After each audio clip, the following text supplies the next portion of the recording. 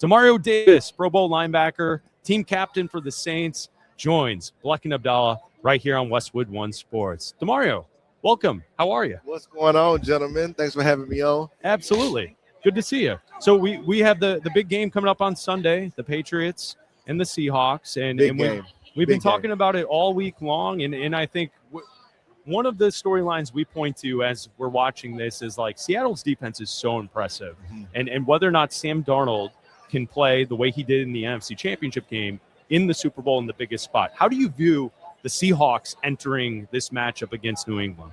I think it's going to be a good game.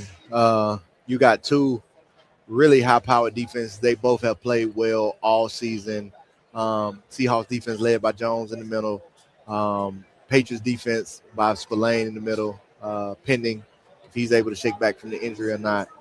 I think they have some really good guys that have stopped the run well, have played well in the past game, very consistent, very good tackling defenses.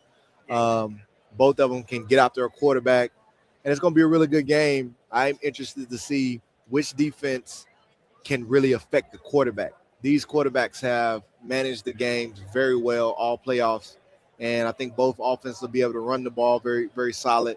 But who's going to be able to get after the quarterback, either forcing interceptions or just making it a hard day to having to scramble around and generating sacks? Which defense is going to be able to do that, I think is going to tell the tape.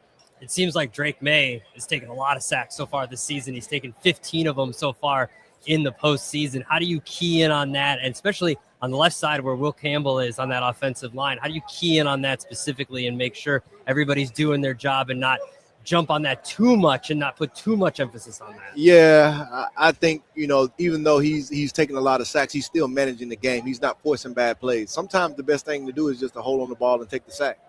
But he's been very good as far as getting to the second play. When an offensive play breaks down, he can extend the play and find receivers down the field. Even late in the game with the big scramble that he had, to pick up the first down late in the game, at the end of the Broncos game. That's what it is. It's like you might take those hits, but if you can be able to extend drives, if you can be able to make the big play when it's there, that's all that matters. And you don't, let those hits affect you. And so if you go back to last year's Super Bowl, you look at the Eagles and how they got after, Patrick Mahomes, sack after sack. That was relentless pursuit. Yeah. That's what a defense has to be able to have. It's like you might get a sack or two here and there, but if you don't have a relentless pursuit and you will still allow him to pick up those crucial downs, then you're really not affecting him as much as it looks. So I wouldn't pay attention to just how much he's been sacked. He's still managing the game very well. He's not throwing crucial picks in those situations that really change the game. And I think that's what has allowed him to be so effective. That's what allows him to be in the running for Offensive Player of the Year. He's really just been very special. And the same with Sam Darnold. Sam Darnold has taken some hits, but he's making those plays in crucial downs and crucial minutes. And their offense has really been explosive. So, okay, take us inside. Adam and I didn't play. Yeah. We love football, and we love hearing the inside thoughts of those who are on the field. Yeah. So you list off, players like Drake May and Sam Darnold, and we can list off a lot of quarterbacks who are guys who can run. Yeah. When you're in coverage or you're near the line of scrimmage and that quarterback is outside of the pocket, and there's that moment where you need to decide, am I going after him or am I waiting, because you don't want him to throw over the top if you commit. Yeah. How difficult is that to face in a week-to-week situation against some of these players like Jane Daniels or Caleb Williams or Drake May, the quarterbacks who can run and hurt you, Josh Allen, right? Take us inside your helmet and what you're seeing on the field in those situations. Yeah, I think that's a great question, and I wouldn't short yourself. Just because you don't play the game doesn't mean you can't analyze it very well. So we all seeing the same thing. The difference of a player is just that you can feel it. And so you don't know what that timing feels like or the threat it feels like. And I'll talk about it a little bit, but first let's break down the analysis of getting to the second play. This is what the difference in today's quarterbacks who are good, great. The guys who can get to the second play the best are going to have success. When you look at someone like Baker Mayfield and the strong start that he had in the season, he was doing a phenomenal job of getting to the second play. Later in the season, I don't know what was happening with their offense, and it wasn't happening as much often. But this is what Drake May has done really well. Sam Darnold's doing it. It's a progression-oriented offense, meaning a quarterback mostly is reading 1, 2, 3. The defenses are too complex to read, and so they really have a call of play, and you go through your progressions. And if they can get to that first, second read and throw the ball, good. But if the defense is in the way and you don't feel good about that throw, now you have to get to the second play. That means you have to extend the play. You have to break off of a sack. You have to get outside the pocket, maybe stepping up in the pocket, or offensive line giving you an extra second. Now you got to get to the second play. Now the receivers are breaking off their routes. So a guy may have been running a dig, and now he takes it upfield for a corner route. Or a guy may have ran a comeback, and he sits and now he wheels up the field. Running back might have been in the flat. Now he cuts back towards the middle of the field. And the quarterback has to scramble with, all these elusive pass rushers kind of coming after him. They have to be able to evade and buy time, and now they have to find one of those receivers. Those are the hardest quarterbacks to defend. When I first came in the league, it was really about a pocket pass, a guy who can go through the reads really quickly, get the ball out, and if you got to them and they didn't get the ball out, it was going to be a sack. Or you had guys who could get outside the pocket and scramble. You later start to see guys who would extend the play. One of the first ones that was doing it at a high level was Aaron Rodgers. They extend the play and buy time and keep his eyes down the field and find these throws late down the field. And that's what you're having to defend. And so what that feels like for a player is, I got to make a decision in a game. If it's 3rd and 8 and my guy is one of those guys, and that quarterback, there's nobody else in the vicinity but the quarterback, me, and my receiver. Do I stay on my receiver, or do I kind of go up and get the quarterback before he gets the first down? And that's a game in a battlefield decision. You got to make that in the moment. And what that could feel like is, man, this guy finna get this first down, and I might jump off my guy at the wrong time, and he throws it, to my guy and picks up a big first down. Crowd's going crazy, game-changing moment. Or I may stay in coverage and I give up the first down, and it's like, which one was the right decision? And then you got to be able to make it based on instincts. But there are little tells that you can find on a quarterback that tells you when he's about to scramble or when he's looking to throw. And you kind of got to be able to read that in a split second. You guys faced Seattle this year. What does that offense do so well that gives defenses fits? They run the ball very well. You got a great quarterback who's managing the game. You got some receivers who are really explosive and dynamic, tight ends as well. But I think what separates Seattle is they play really great defense, and their special teams is electric. By the time we played them, the score was 28-3, and the defense had only been on the field one time. And so it wasn't the amount of damage that the offense had did.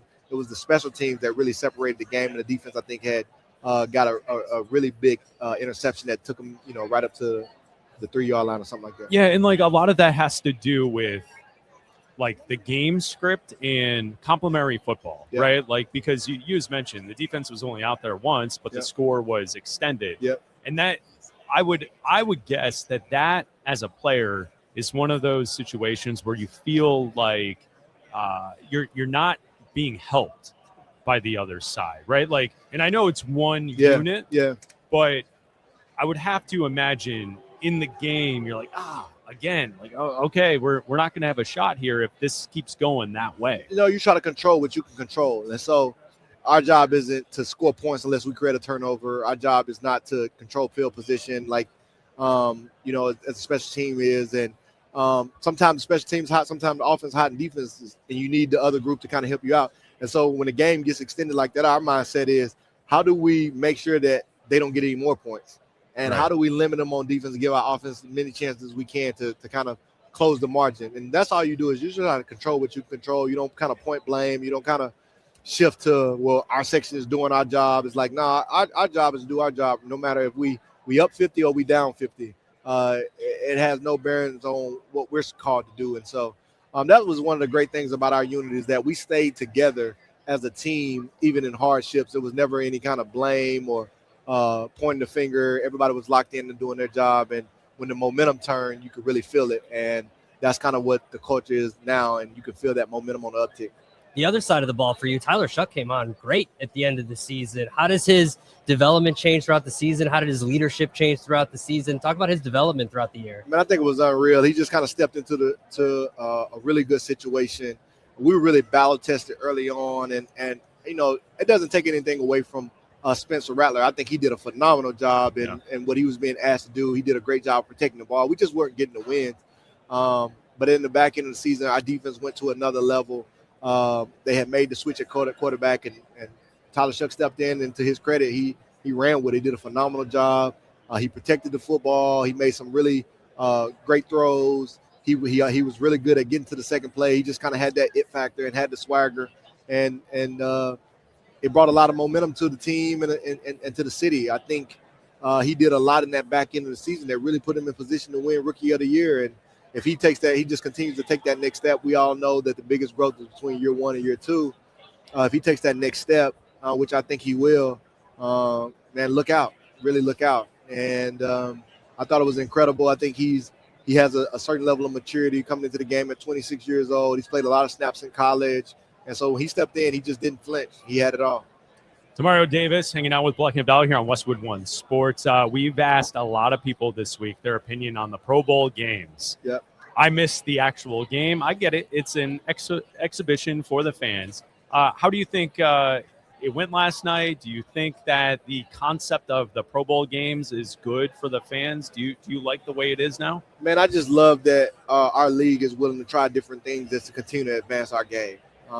We are in an entertainment business, and our main customer is our fans. And so what the fans really want, what they desire, as well as protecting players and giving players something that they would be excited about, it's a community. How do we continue to advance the community forward? And I think our executive leadership in the NFL are constantly thinking through ways of kind of making the game better, to make it more appealing for players, make it more appealing for the fans. And I think we're just kind of in that era where we're trying to figure it out. I think the game had gotten to a point where the guys were so banged up, they didn't really feel like getting out there and competing. And, it was turning guys away who would probably participate in the Super Bowl. Yeah. They couldn't play in the game, so we get to all these different alternates.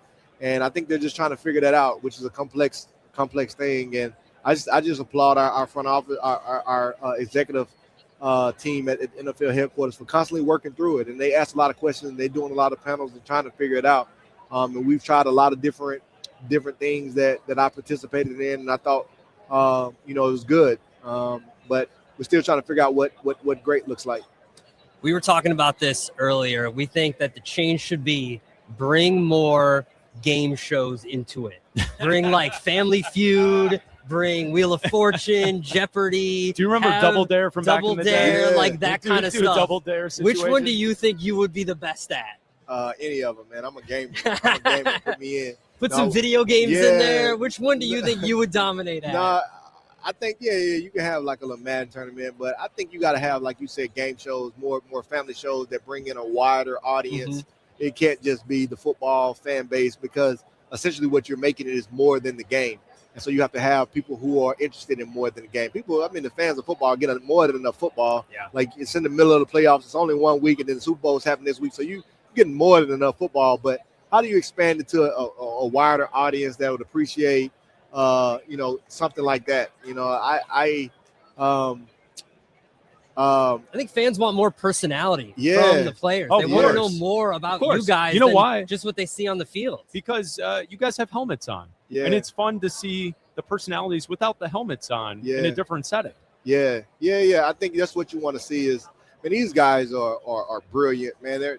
They're so much more than just athletes. What they're doing in the community, how they showing up in the business space, how they showing up in the innovation space, and just really being able to put their whole person on display is what I think is most important. I know you got to move on quickly here. I do have 2 more things for you. Yep. You mentioned fans get enough football. I agree. I don't need an 18th game in the regular season. What do you think? I mean, I think scarcity is better, me personally.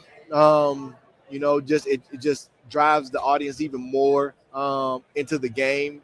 Just understanding it's only 17 games, and then the postseason, another game. Like, I don't think more is more. I think less is more, because it's a rarity, and like protecting rarity is something. But I understand that the game has to expand, and just finding ways to do that. What makes sense, especially with going international. You may need more games, just because how do you get more games to an international audience? So I think that's a conversation that's being had and kind of thought through between NFL and NFLPA, what makes sense. But it really is about just continuing to advance this great game. Demario, tell us about you're here on behalf of Stand Together. You're Yeah. also a co-founder of the Devoted Dreamers Foundation. Yes. Tell us about that. Man, absolutely, man. It's been incredible to be here Super Bowl week, and people just keep asking you about the community work that you're doing. Yeah. I think that's what it is about, man. It represents all of who I am. I do take pride in being, a great linebacker, but it's really about being a great human. What's more important, and I work with Devoted Dreamers around raising the next generation of leaders. Since 2013 has just been incredible in the cities that we've worked in. And what Stand Together has done is really allowed us to have a national impact. When people associate me and my wife, they associate with us with the national reach of community work that we do. And it's because of partners like Stand Together who really have focused on empowering change makers who want to tackle the country's biggest problems. And that's what we are doing. We're tackling education. There's currently this idea that one size fit all is the way to do education. It just doesn't work. It's proven. It's failing so many students. And how do you move towards a more individualized model, something that focuses on individual strengths, individuals' limitations, and put them in a space where they can really thrive? And that's happening. It's happening on the ground. We're connected with a network of people who are really working on those solutions. And that wave of education is coming. It's happening right now. And people just need to be made aware of it. That's what people really want. But they don't think it exists, but it does, and it exists in these spaces. And that's what Stand Together has really done, is help these bottom-up solutions really come to mainstream and cut through the noise. Demario, thank you so much for your time. We appreciate it. Thank you guys, man.